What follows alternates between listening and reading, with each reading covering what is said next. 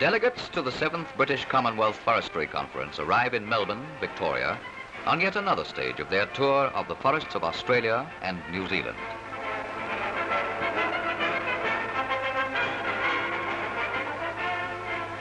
Accompanied by the chairman of the Victorian Forests Commission, Mr. A.O. Lawrence, and the chiefs of the several state forest authorities, our guests come as representatives of all the countries within the British Commonwealth.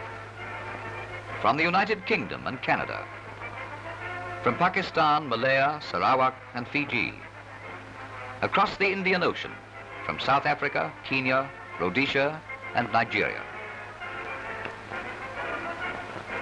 A most distinguished gathering to which the Victorian Forest Service is proud to extend a welcome.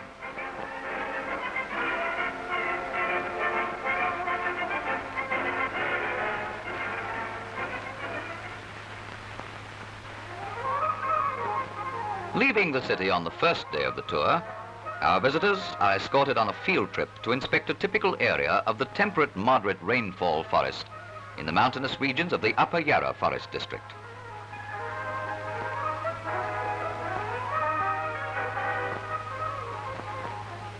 The first stop is at the Forest Office at Powelltown, some 50 miles to the east of Melbourne, where the delegates, accompanied by the Minister of Forests, the Honourable G.S. MacArthur, MLC, are able to inspect a display of radio and fire protection equipment.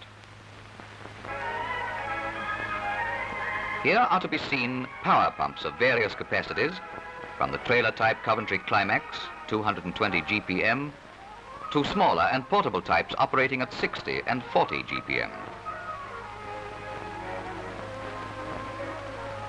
Also on display are modern tankers, hose laying and winding equipment, and a mobile lighting plant for use at emergency firefighting camp.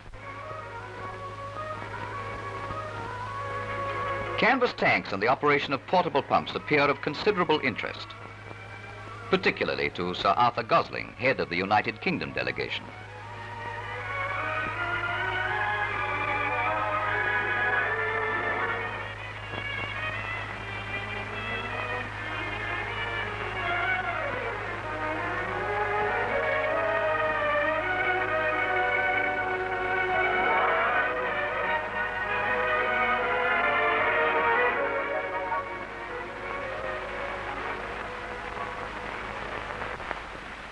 Then commences the steady climb via the Big Rock Forest Road and Starling's Gap to a section of virgin mountain ash forest in the Ada River Basin, 3,000 feet above sea level.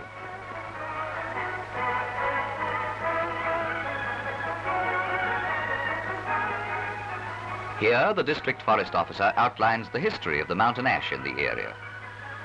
250 to 300 feet in height, while a typical cross-section shows an average age of 160 years.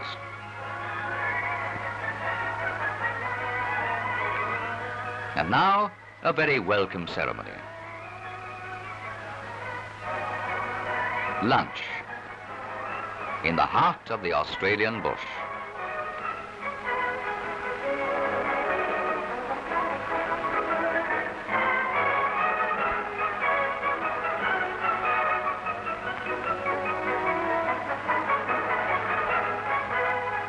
The afternoon's program then continues with a demonstration of tree felling using axe and chainsaw.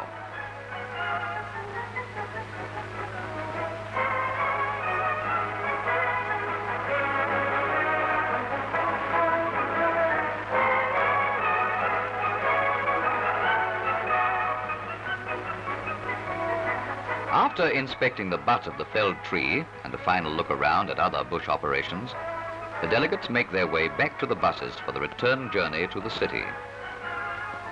The animated and almost continuous discussion and the obvious reluctance of our visitors to leave the area indicate the very great interest which has resulted from the day's inspection of a typical mountain forest in central Victoria.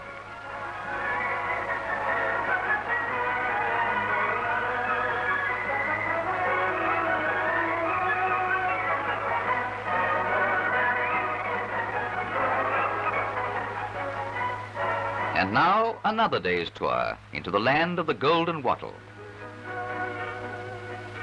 Northern Victoria.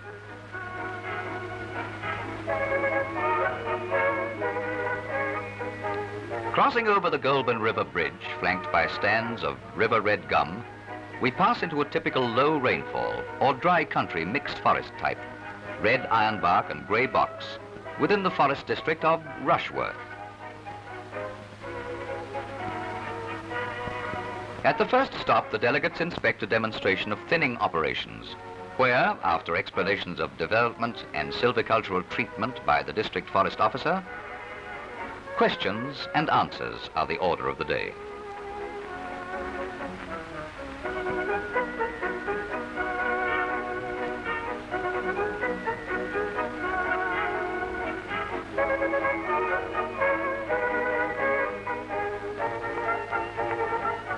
Once again, we find an open-air luncheon prepared, as on other occasions, by local members of the Country Women's Association.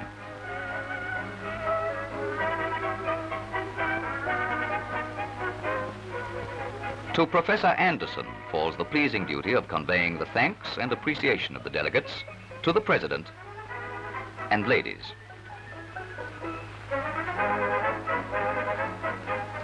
And then back in the bush again for demonstrations of pole cutting,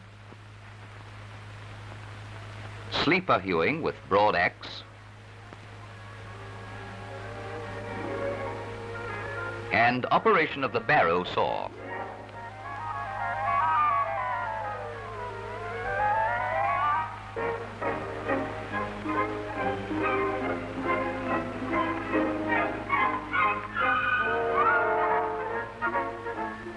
And finally, a visit to a mallee eucalypt area to view the hand sickling of leaf for oil distillation.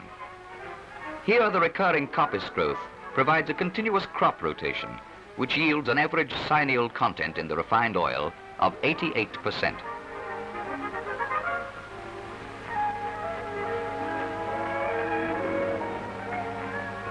It is here that the delegates take their leave of the Victorian forests, the last stop of the tour being now behind them, and are given a typical Australian bush farewell as they commence the 100-mile journey back to Melbourne.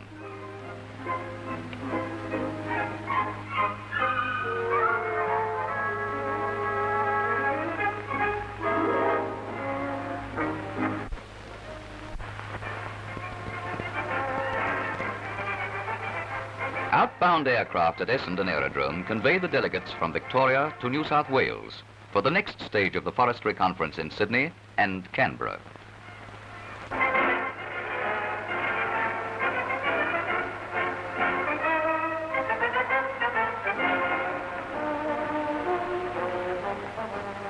Our visitors came to this state as strangers. They leave today as our very good friends. Yet another link to strengthen mutual understanding and cooperation between countries of the British Commonwealth.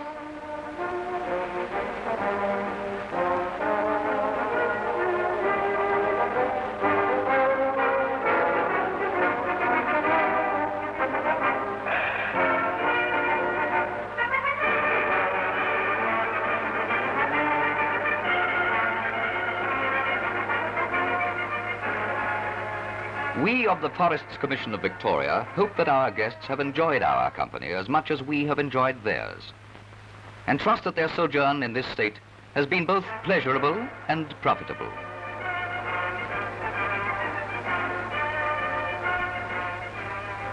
And so, goodbye and good luck.